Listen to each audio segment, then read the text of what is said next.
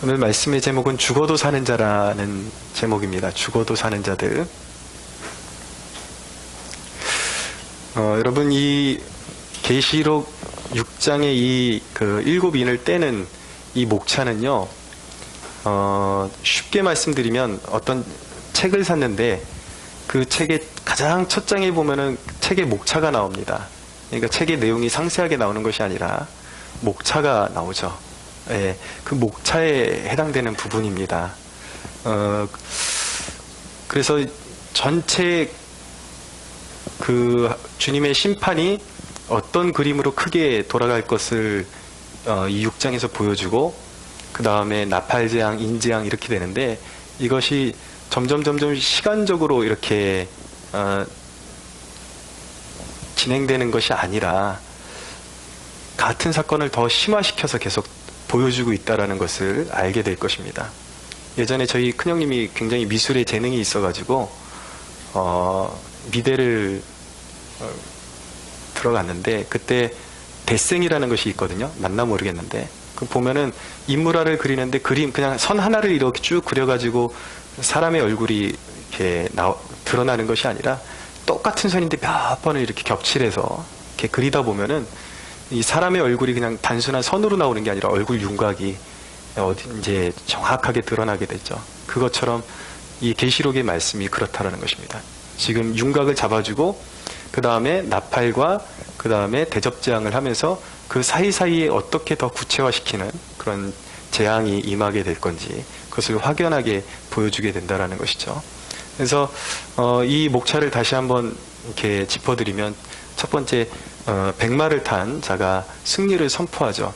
그러니까 이것은 무엇이냐면, 반드시 심판이 믿는 자와 믿지 않는 자 모두가 살아가는 땅에 동시에 임하게 되는데, 그리스도인들은 반드시 승리한다라는 것을 먼저 전제로 깔고 시작하는 것입니다. 그러니까 여러분들이 세상을 바라볼 때 이 눈에 현혹되시면 안 돼요. 늘 그리스도인들이 하찮은 존재가 됐고 핍박받는 존재인 것처럼 보여서, 성경 말씀이 틀렸나 보다. 매번 이기게 하신다고 하더니 늘 실제적인 그리스도인들의 삶을 보면 비참한 삶의 연속이고, 세상 사람들이 더 저렇게 찬란하게 잘 살지 않느냐, 이렇게 해서 믿음이 약해질 수가 있는데, 그거는 속고 있는 거예요. 여러분들 혹시 그런 복싱 경기 본 적 있습니까?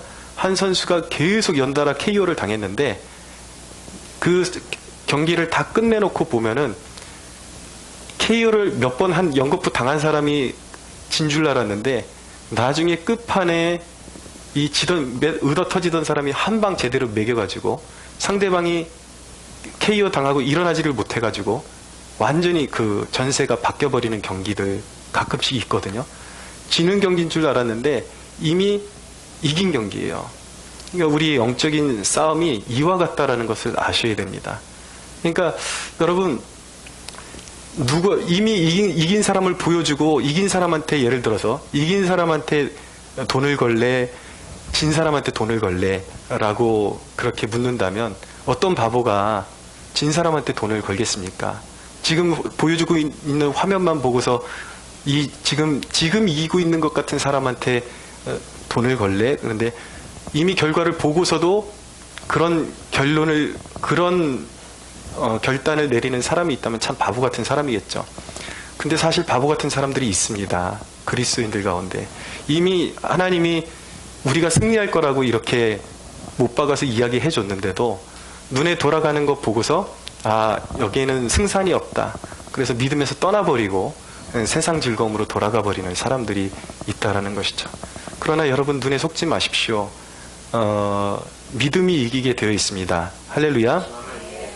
그래서 이기는 자가 먼저 나오고, 그 다음에 전쟁과 기근, 그 다음에 핍박, 질병이 오고, 그 다음에 오늘 살펴볼 대목인데, 천상의 순교자들이, 예수님 때문에 순교한 자들이 탄원하는 내용이 나옵니다. 왜 마지막 심판을 이렇게까지 보류하십니까? 우리의 원한을 빨리 갚아주십시오 라고 탄원하는 순교자들의 그런 탄원이 나오고, 왜 지금 마지막 심판이 보류되고 있는지 그것을 오늘 말씀을 통해서 깨닫게 될 것이고, 그리고 나서 마침내 이제 오늘 6번째 인이 떼지면서 마지막 최후의 심판이 모든 인류에게 임하게 될 것을 보여주고 있는 것입니다. 우리가 여기서 살펴봐야 되는 것은 먼저 이 최후의 심판이 있기 전에 우리 인생에 여러분 완전한 큰 환란이 오기 전에 우리 인생에 작은 환란들이 옵니다. 여러분들 우리 인생에 질병이 있고 때로는 사업이 망하기도 하고 때로는 인생의 환란을 당하기도 하는데 이 땅에서 당하는 환란은요 이후에 임할 최종적인 큰 환란에 비하면 아무리 우리가 큰 고초를 당하고 있다 그래도 그건 작은 것에 불과하다라는 것을 알 수가 깨달으셔야 돼요. 나중에 임할 대환란, 진짜 마지막 최종 심판에 비하면 우리가 이 삶 가운데 당하는 고통은 사실은 아주 미약하기 짝이 없다라는 것입니다. 근데 하나님께서 우리의 삶 가운데 먼저 전초전으로 그런 고통을 우리에게 허락해 주세요. 근데 그 이유가 무엇일까? 왜 우리가 살아갈 때에 그런 고난을 우선적으로 주실까? 사도 베드로의 말씀에 의하면 이 땅에서 고난을 받는 자들은 그 죄를 그쳤다라는 말씀이 나옵니다.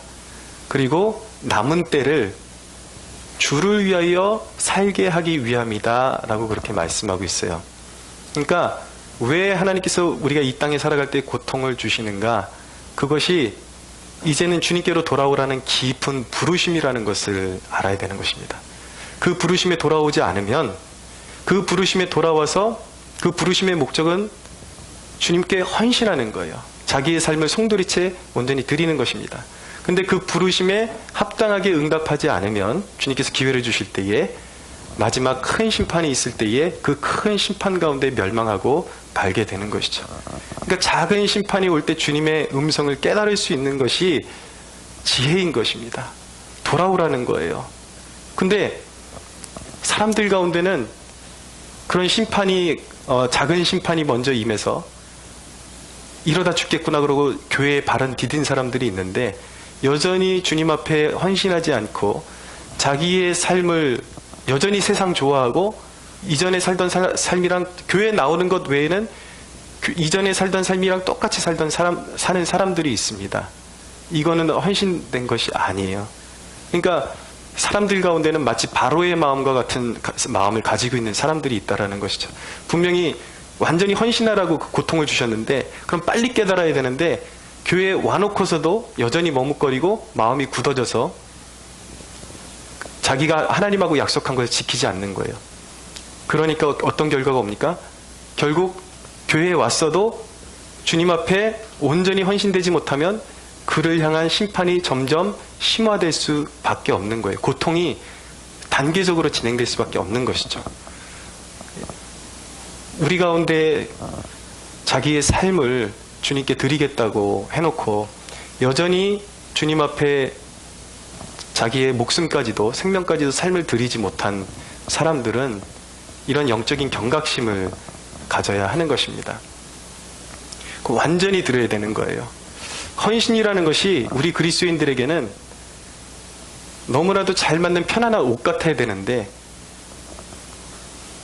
경우에 따라서는 이 헌신이라는 것이 너무나도 거치는 것으로 느껴지니까 어떻게 돼요? 그 헌신이라는 옷이 불편하게 느껴진다는 것은 영적으로 어떤 의미를 가지고 있냐면 내가 아직도 완고함이 있다라는 거예요. 내가 아직도 부서지지 못한 그 무언가가 있기 때문에 주님 앞에 내 삶을 드리는 것이 불편하게 느껴진 것이죠.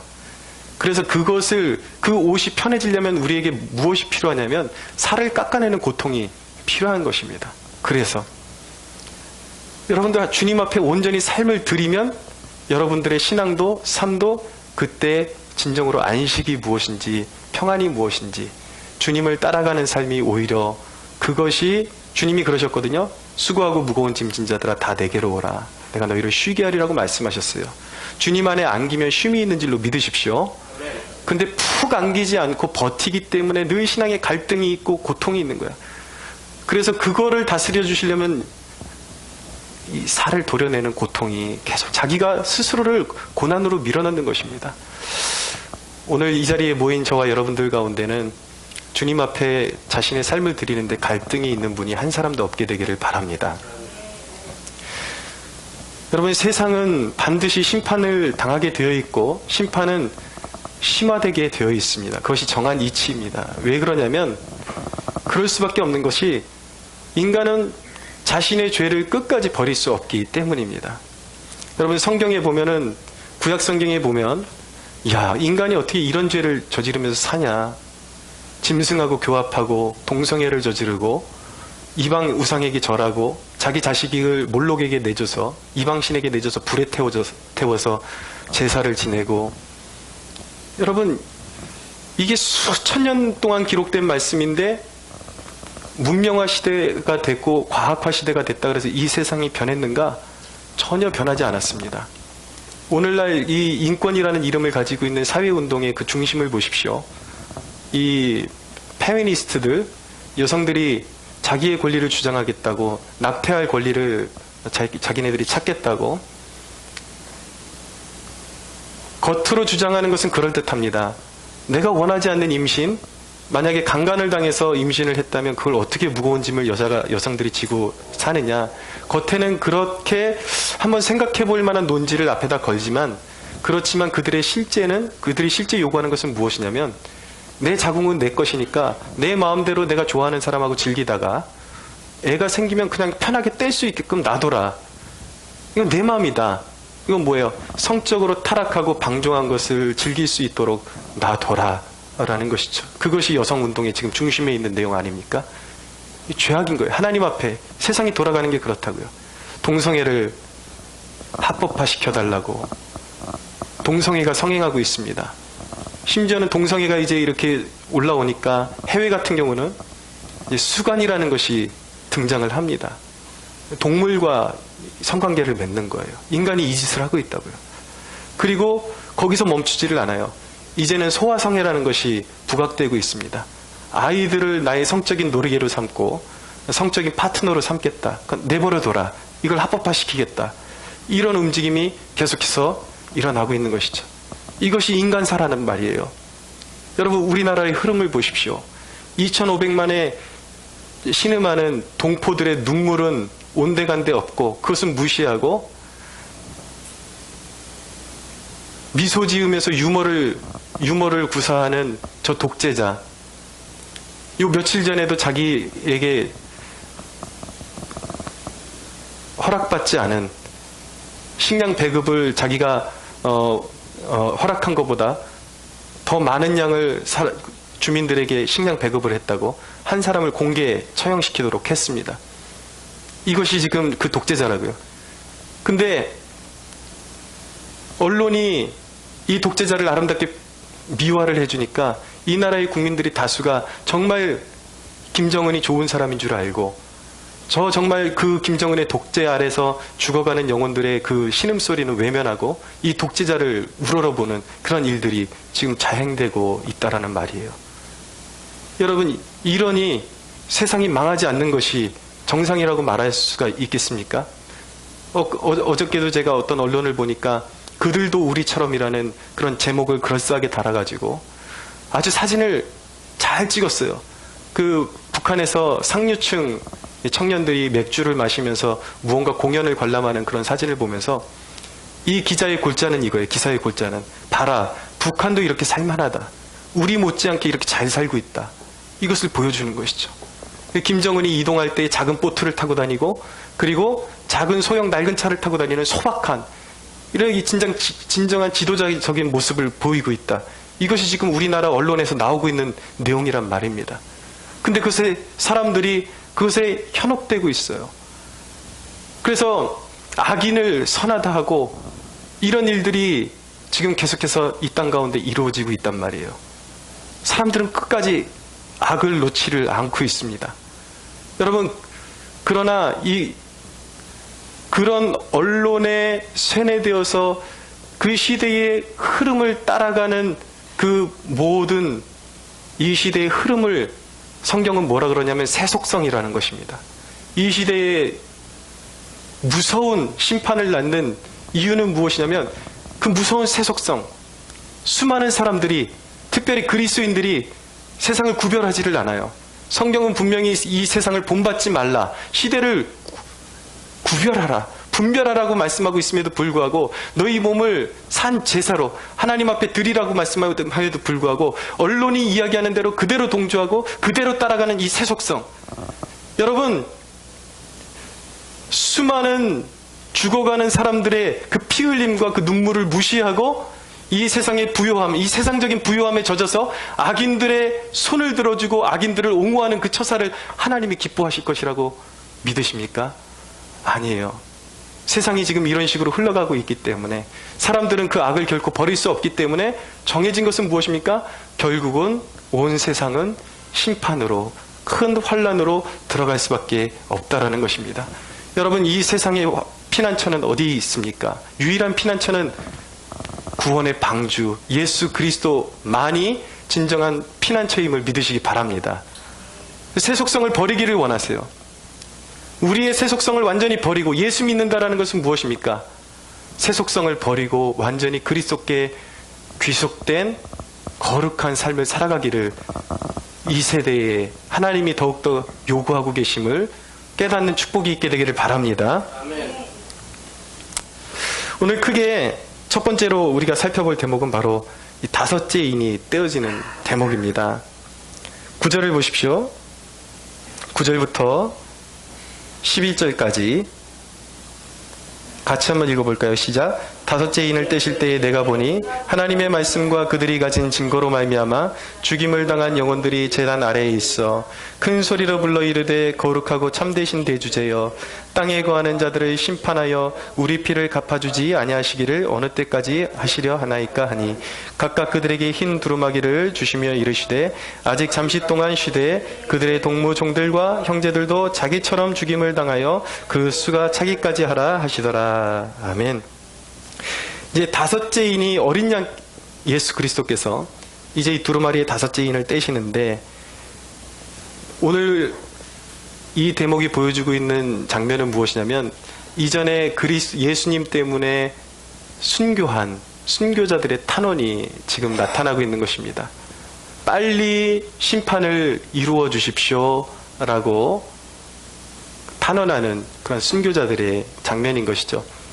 근데 여러분, 왜 순교자가 일어나는 것입니까? 왜 기독교가 항상 역사 가운데 박해받는 위치에 있는 것입니까?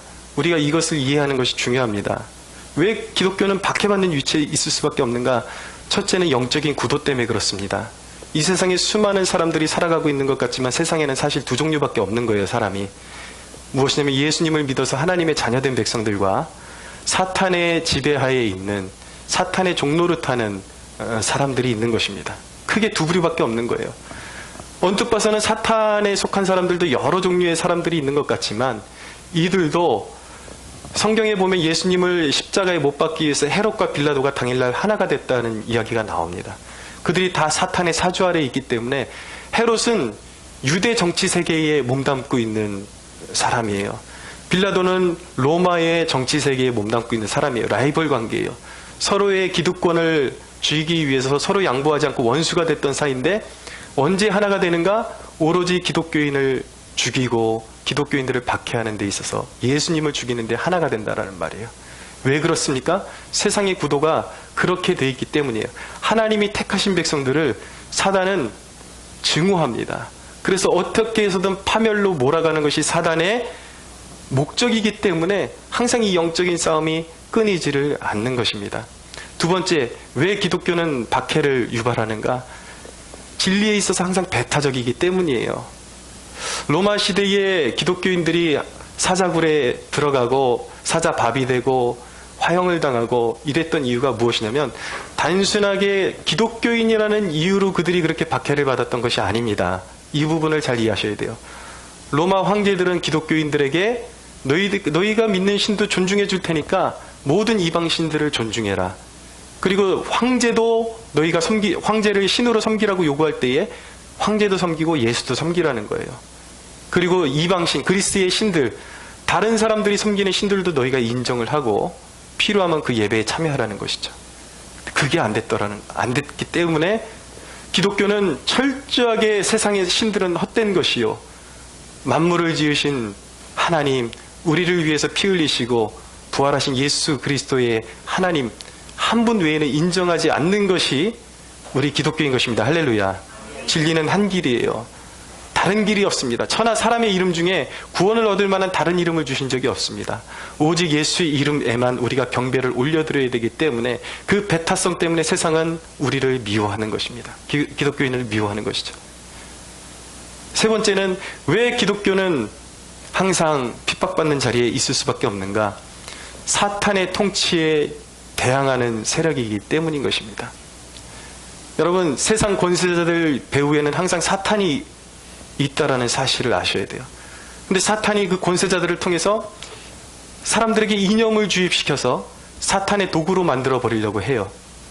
그런데 그것에 끊임없이 저항하는 세력이 누구냐면 바로 기독교인이에요. 왜냐하면 하나님 한 분을 섬기는 것 외에는 절대로 기독교인들은 허용을 할 수가 없기 때문인 것입니다. 그러니까 사탄이 올무를 놓쳐. 여러분, 우리가 살아가고 있는 시대 가운데 지금 성혁명, 젠더 혁명이라는 이런 주제가 부상을 하고 있습니다. 무엇이냐면 사랑을 남자와 남자가 할 수 있는 권리가 있다라는 거예요. 그리고 성이라는 것이 남자와 여자만 있는 것이 아니라 자기가 성을 선택할 수 있는 자격이 있다라는 것이죠.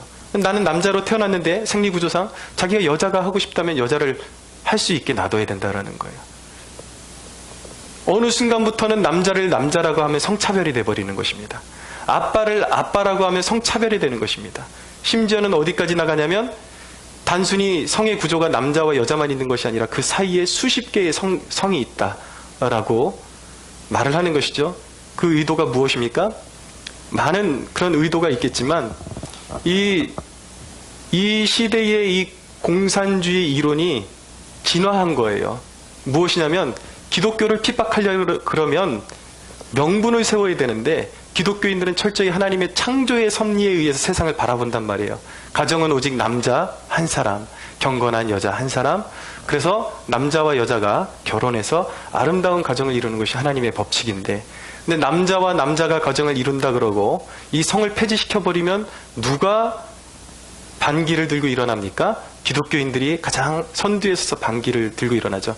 그러면 그들이 기독교인들에게 씌우고자 하는 프레임은 무엇입니까? 저 혐오자들. 사람은 평등하게 태어났는데 기독교인들은 사람을 혐오하는 존재들이다. 우리는 우리가 마음대로 우리가 자유를 가지고 살 권리가 있는데 기독교인들은 사람을 혐오하는 자들이다. 그래서 기독교인들에게 그 프레임을 씌워서 세상의 모든 모욕과 심지어는 이제 그것이 깊어지면은 모든 핍박이 기독교로 몰입할 수 있게끔, 몰아질 수 있게끔 사회가 구조를 그렇게 만들어가고 있는 거예요. 근데 우리 그리스도인들은 이 사단의 이 계계를 잘 깨달아야 되는 것입니다. 세상이 돌아가는 것을 보면서 이것이 단순한 사회 문제가 아니라, 단순한 인권의 문제가 아니라 배후에 사단이 있고 그것이 교회를 공격하기 위한 하나의 수단을 사용하고 있다는 것. 그래서 우리 그리스도인들이 늘 가지고 있어야 되는 생각은 무엇이냐면 우리는 늘 핍박받는 위치에 있을 수밖에 없다라는 것을 기억하고 있어야 돼요. 세상이 우리를 핍박해올 때, 세상이 우리를 노골적으로 욕할 때에 그것을 이상한 것으로 여기시면 안 되는 것입니다. 그러나 주님은 말씀하셨어요. 세상이 너희를 박해하고 핍박하고 욕할 때 즐거워하고 기뻐하라. 할렐루야. 세상은 원래 그렇다라는 것입니다. 구약의 선지자들에게도 세상은 그렇게 하나님의 백성들을 대우했다라는 거예요. 그러나 우리는 주님의 이름을 위해서 핍박받는 것이 우리의 기쁨이 되어야 하는 것이죠. 오늘 말씀에 보면은 이 순교자들이 주님께 이제 자신들의 피를 보복해달라고 그렇게 간청하고 있는데 11절에 보니까 각각 그들에게 흰 두루마기를 주시며 이르시되 아직 잠시 동안 쉬되 그들의 동무종들과 형제들까지도 자기처럼 죽임을 당하여 그 수가 차기까지 하라 하시더라 라고 말씀하고 있습니다. 이 순교자들에게 지금 천상에 있는 영혼들에게 하시는 거예요. 흰 두루마기를 주셨습니다. 흰 두루마기는 무엇입니까? 순결과 영생을 의미하는 것입니다. 너희에게 이미 승리는 보장되었다. 잠시만 참고 기다려라. 위로해 주시는 행동인 것이죠. 그러면서 주님이 뭐라고 하시냐면 아직 잠시 동안 쉬어라. 아직까지 마지막 심판을 행할 때가 아니다. 조금 더 기다려야 된다. 그리고 주님께서 무엇을 말씀하시냐면 아직 잠시 동안 쉬되 그들의 동무종들과 형제들도 자기처럼 죽임을 당하여 그 수가 차기까지 하라 하시더라. 자, 주님이 말씀하시는 것은 무엇이냐면 마지막 모든 죄인들을 심판하기까지 아직까지 시간이 조금 더 필요하다라는 거예요. 왜일까요? 왜 주님께서 지금 당장 악인들을 멸하셔도 되는데 심판을 보류하시는가? 그것은 하나님이 어떤 일을 행하셔야만 하기 때문에 그 심판을 유보시키고 계신 것입니다. 몇 가지 이유가 있어요. 심판을 유보하시는 첫 번째 이유는 무엇이냐면 온 세상에 주님이 이 세상의 종말을 고하기 전까지 세상의 죄악이 완전히 관영해야 되는 것입니다. 죄악이 흘러넘쳐야 돼요. 죄악의 분량이 차야 되는 것입니다. 그래서 악인들이 형통하는 것이 악인들 그 자신에게 결코 기쁜 일이 아니라는 것을 깨달아야 하는 것입니다. 악인들에게는 지금 이 순간순간마다 자신들이 꾀하고 심지어는 그들이 숨쉬는 그 호흡까지도 유죄의 증거가 된다는 것을 깨달아야 하는 것입니다. 악인들은 설 자리가 없는 거예요. 여러분,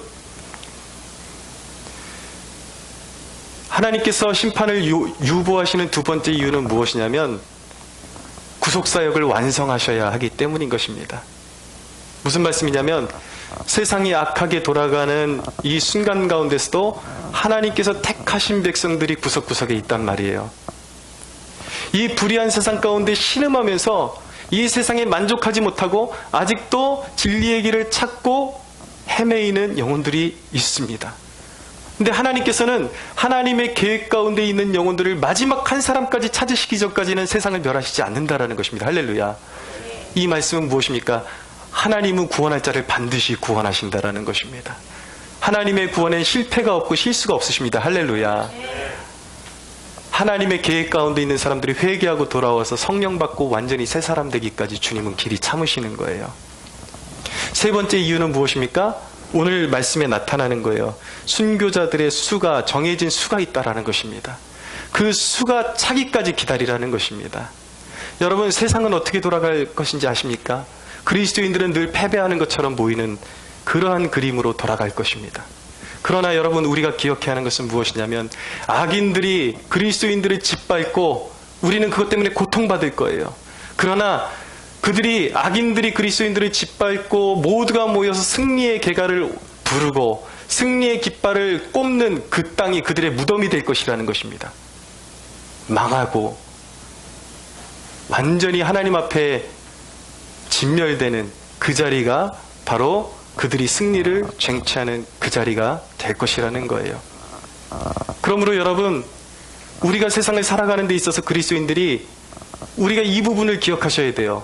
우리 그리스도인들도 환란이 짙어지면 언제든지 죽을 수 있다는 것을 각오를 하셔야 하는 겁니다. 여러분, 믿음이 뭐라고 생각하시고 따라오셨습니까? 예수 믿는 것이. 예수 믿기만 하면, 저는 이 말씀 준비하면서 요한계시록이 저한테 큰 축복이 된 것이 무엇이냐면 제가 많은 회개를 하고 있습니다. 무엇이냐면 제가 처음에 은혜 받는 것은 거짓이 아니었어요. 근데 하나님을 오해했어요. 제가 처음에 은혜 받고서 목사가 되기로 결단하면서 저희 부모님은 기억하시는지 모르겠지만 제가 했던 첫 마디가 뭐냐면 저는 훌륭한 목사가 돼서 우리나라에서 제일 큰 차를 타고 다닐 거예요. 그랬었거든요.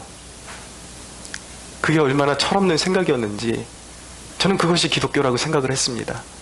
내가 기도하면 내가 원하는 것을 다 소유할 수 있는 그것. 은연중에 그런 사상이 내 안에 배어 있어요. 근데 계시록이 나에게 축복이 되었습니다. 신앙이 무엇인가? 여러분, 내 스스로에게 묻는 것입니다. 나는 죽을 준비가 되어 있는가? 주님은 말씀하셨어요. 자기 생명까지도 부인하고 나를 따르지 않는 자는 내게 합당하지 않다라고 말씀하셨습니다. 성경은 말씀하세요. 너희가 예수를 따르겠다고 결단했을 때에 셈을 해보았느냐? 이 길이 얼마나 험한 길이고 이 길이 어디까지 너희의 가진 것을 요구할 수 있는지, 심지어는 너희의 생명까지 요구할 수 있다는 것을 생각해보고 주님을 따르겠다라고 말했느냐? 셈을 해보라는 거예요. 여러분들은 어떻습니까? 주님을 위해서 목숨 드릴 각오가 되어 있습니까? 저는 솔직히 두려워요. 그러나 기도합니다. 주님께서 내 생명을 요구하시는 그날이 올 때에 주님, 내가 물러서지 않게 해주십시오. 기꺼이 드릴 수 있는 용기를 주십시오. 여러분들에게도 그런 용기가 생기게 되기를 축원합니다. 그러나 여러분, 그리스도인들에게 이 죽음의 개념이 중요합니다. 그리스도인에게 죽음은 무엇입니까? 그것은 끝이 아니에요. 그것은 영원하신 하나님의 품으로 들어가서 영원토록 보호를 받는 자리로 들어가는 관문이 바로 죽음인 것입니다. 할렐루야. 오늘 이 순교자들이 억울하게 죽은 사람들이에요. 그러나 주님의 보호 아래에 있다는 것을 눈여겨보십시오. 그리스도 안에 있는 자들이 다 이렇게, 그리스도 안에서 죽는 자들은 복이 있습니다. 할렐루야. 여러분, 세상이 여러분들을 믿음 때문에 죽인다라고 할지라도 두려워하지 마십시오. 죽는 것은 잠깐의 두려움이에요. 죽는 것은 잠깐의 고통이에요. 그러나 그것은 영원한 생명과 영원한 희락으로 들어가는 관문임을 믿을 수 있어야 하는 것입니다. 그러므로 여러분들에게 세상이 위협하고 너 믿음을 포기하지 않으면 죽여버릴 거야. 그러면 누구를 바라봐야 하는 것입니까? 여러분, 예수님께서 말씀하셨어요. 몸은 죽여도 영혼은 능히 죽이지 못하는 자들을 두려워하지 말고, 그들이 우리에게 할 수 있는 선은 어디까지인가? 몸만 죽일 수 있다라는 것입니다. 그러나 영혼은 절대 손댈 수 없다라는 것입니다. 믿으십시오. 오직 몸과 영혼을 능히 지옥에 멸하실 수 있는 이를 두려워하라. 할렐루야.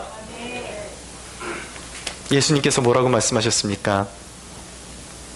나는 부활이요 생명이니 나를 믿는 자는 죽어도 살겠고 무릇 살아서 나를 믿는 자는 영원히 죽지 아니하리니 이것을 내가 믿느냐. 할렐루야. 이 믿음이 있게 되기를 바랍니다. 여러분, 그리스도인에게 죽음이란 어떤 의미인가? 미국의 19세기에 에드워드 페이슨이라는 목사님이 임종을 앞두고 있을 때였습니다. 그의 임종을 지켜보고 있던 교우가 이 목사님에게 물었습니다. 목사님, 지금 화평을 느끼십니까? 라고 물었어요. 그랬더니 이 목사님이 대답한 말이 무엇인지 아십니까?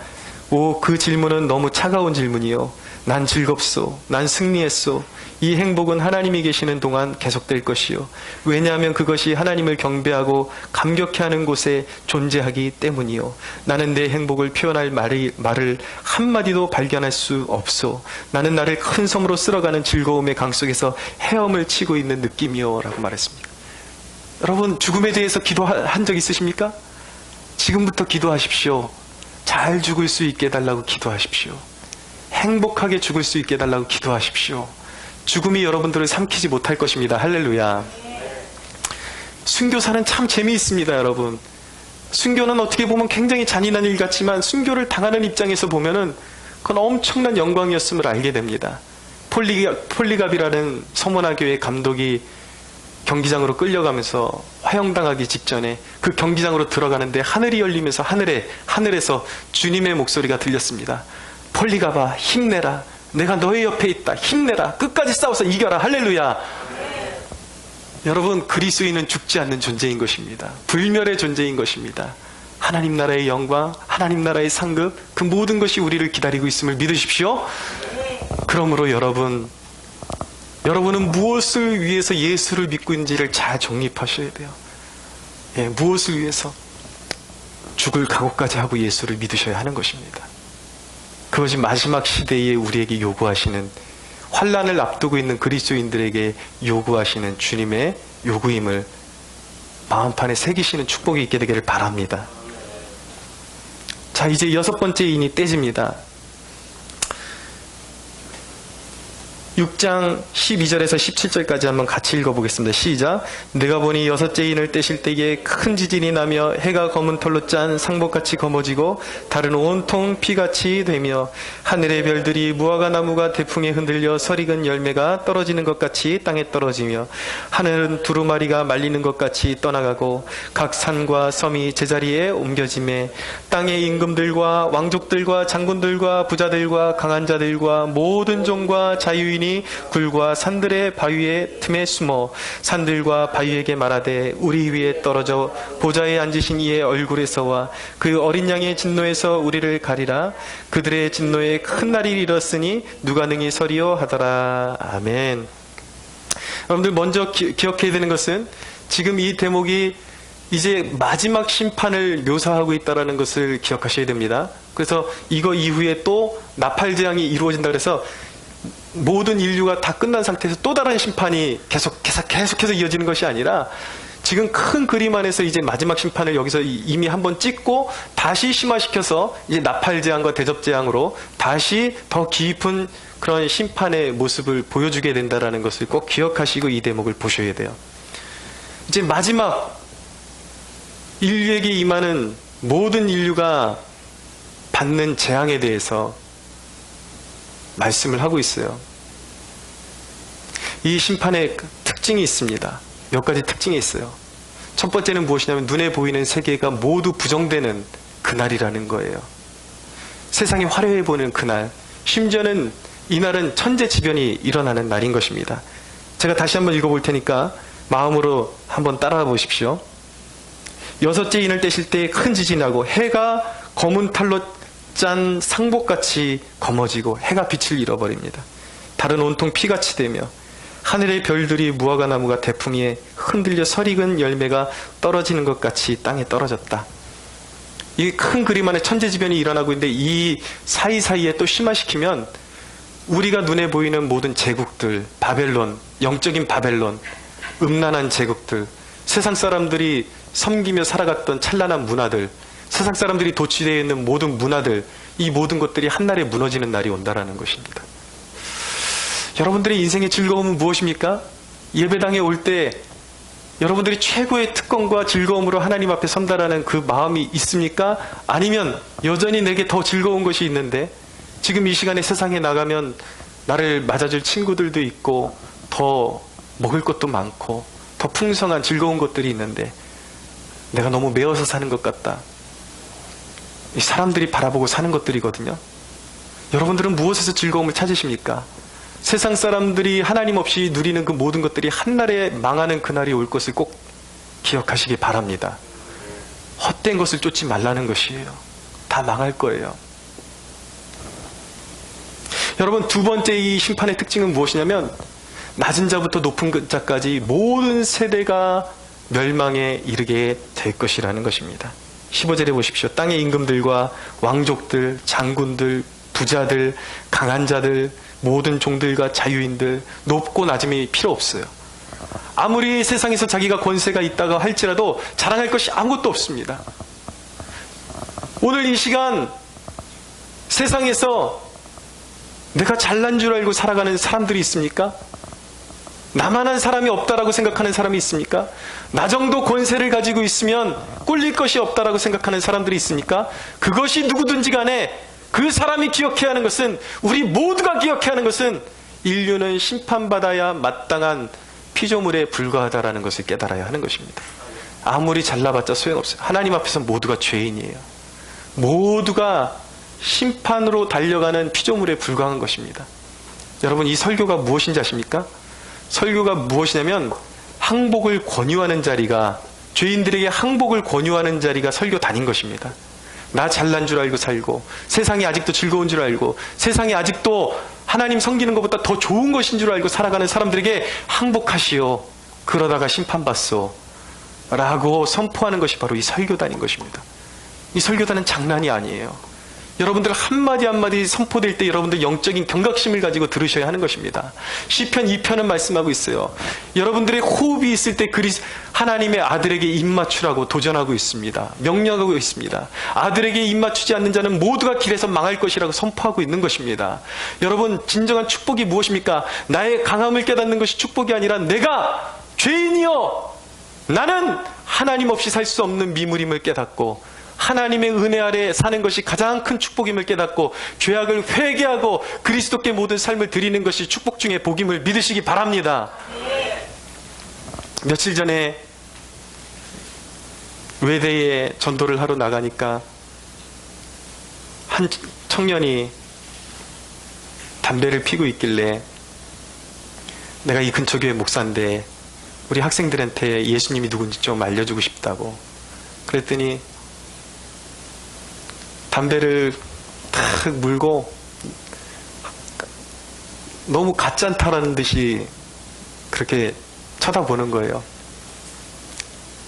그러면서 제가 한마디 한마디 얘기하고 인간이 죄인이다 그랬더니 그 실수 있잖아요. 사람이 이거죠. 미친 거 아니야? 그냥 얼굴 표정에서 그런 이제 냉소가 다 나오는 거죠. 그런데 여러분 기억해야 되는 것은 무엇입니까? 모두가 심판받게 될 피조물에 불과하다라는 것입니다. 젊으면 젊을수록 젊음을 맹신하지 마십시오. 우리가 자랑하는 미모와 우리가 자랑하는 돈과 우리가 자랑하는 지위와 이 모든 것이 거품으로 돌아가고 벌거벗은 듯이 벌거벗고 하나님 앞에 서야 되는 그날이 오는데 인간됨을 자랑하지 마십시오. 가진 것을 자랑하지 마십시오. 주님 앞에 그저 내가 죄인입니다. 넙죽 엎드리는 자만이 살 길이 열림을 믿으시기 바랍니다.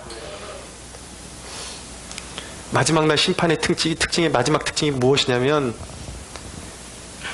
그날은 말할 수 없이 무서운 날이라는 것입니다. 여러분, 전도하다 보면 난 지옥이 무섭지 않아요 라고 말하는 사람들이 있는데 정말 무식한 사람들이에요. 지옥이 뭔지 모르고. 그런 사람들 자기 바늘로 살짝만 찔려도 죽겠다고 막 아우성 치거든요.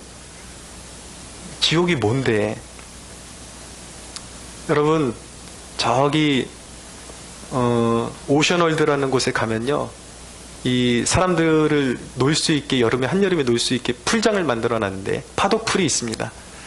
근데 확 헤일이 이렇게 몰아오는 걸 인공으로 만들어 놨어요. 큰 파도가 일어나. 그 파도가 치기 전마다 큰 나팔 소리가 울립니다. 부웅 하고 울려요. 근데 여러분들 이 일상에서 여러분들이 교훈을 얻을 수가 있어야 되는 거예요. 이 나팔 소리가요, 사람을 굉장히 위축시키는 뭔가가 있습니다. 이게 스피커를 통해서 그냥 놀이시설을 통해서 울려오는 나팔 소리인데도 이게 만만하지 않아요. 이게 소리가 엄청 크게 들려오면 사람이 위축되고 쫄아버리는 그 무언가가 있어요. 그것을 통해서 이제 사람들에게 이제 그 세상적인 희락을 제공하는 거죠. 뭔가 이렇게 무서움을 가지고 있다가 파도가 확 밀려오면 거기서 확 휩쓸려가는 것을 이제 즐기면서 그 무서움이 재미로 바뀔 수 있게끔 그렇게 세상이 고안을 해낸 건데, 그런 소리에도 사람이 위축되거든요. 여러분, 마지막 심판의 소리는요, 그 소리를 들으면 죄인들은 어떻게 되는지 아십니까? 동공이 떨리기 시작합니다. 동공이 떨리고 다리가 사시나무 떨리듯이 떨리고 세포 하나하나까지 그 무서움이 전달되는, 머리가 쭈뼛쭈뼛하고.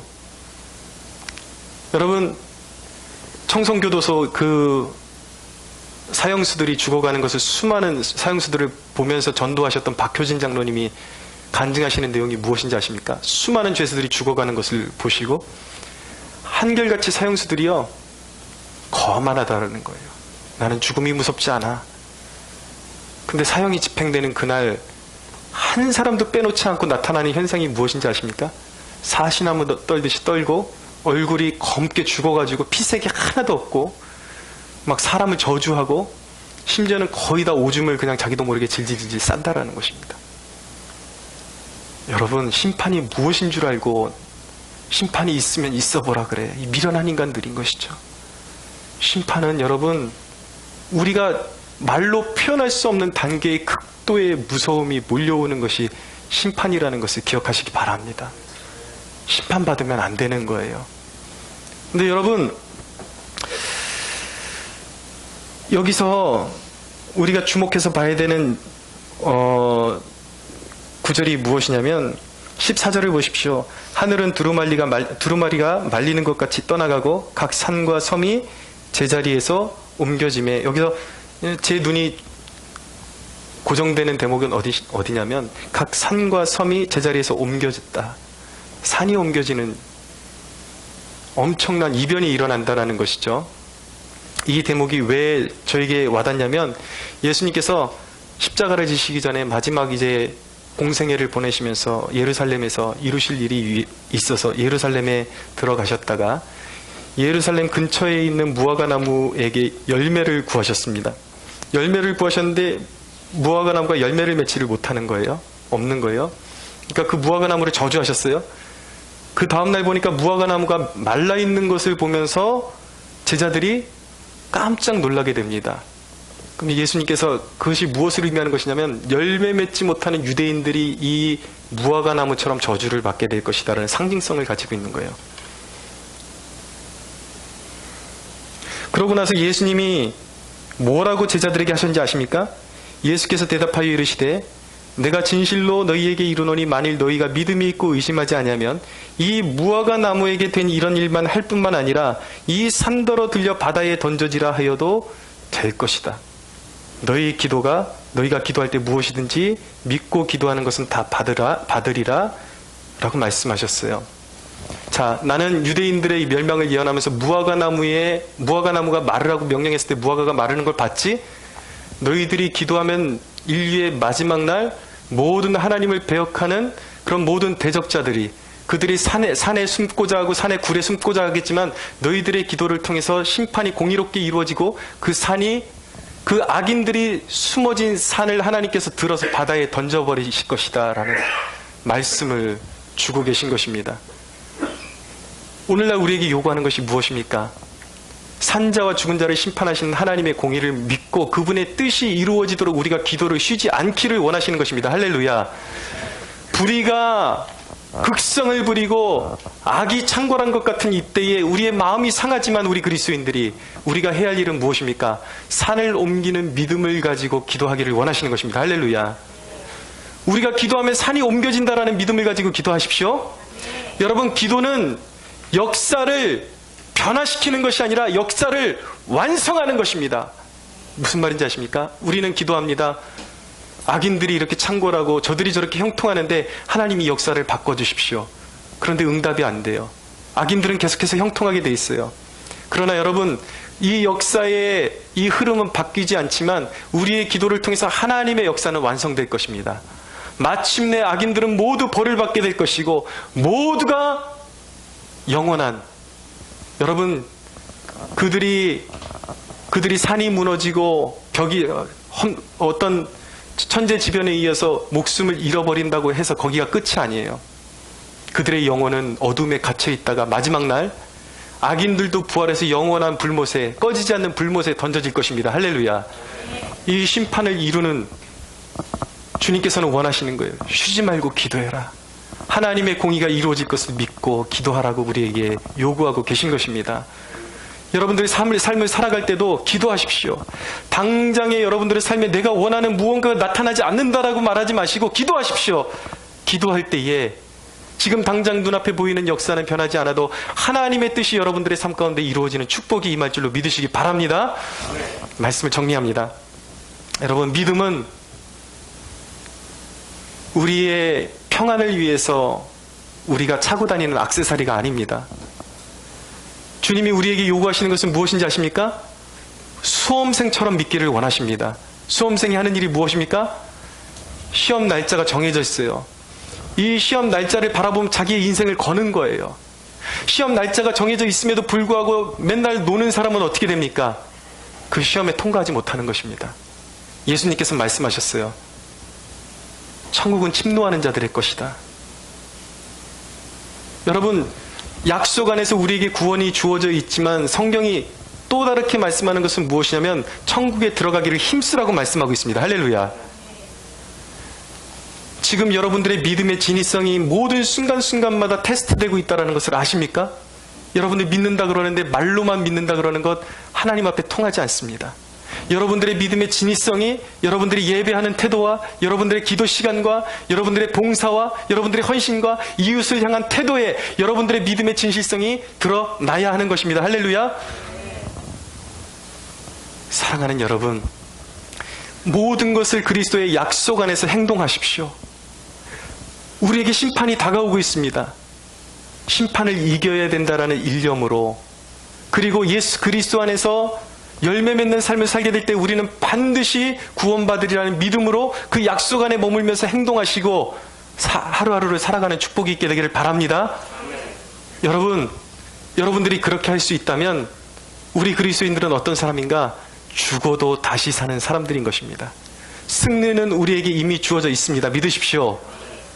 우리가 죽음을 맞이할 때 그 죽음은 영원한 자유를 우리에게 선사할 것입니다. 영원한 희락, 영원한 기쁨, 그것이 우리의 것임을 믿으시기 바랍니다. 이 가운데 한 사람도 세상 가운데 심판에 빠져들고 멸망하는 영혼들이 단 한 사람도 없이 하나님 나라의 영광에 모두가 참여하는 축복을 누리게 되기를 예수님의 이름으로 축원합니다. 우리 하나님께 영광의 박수 올려드리겠습니다.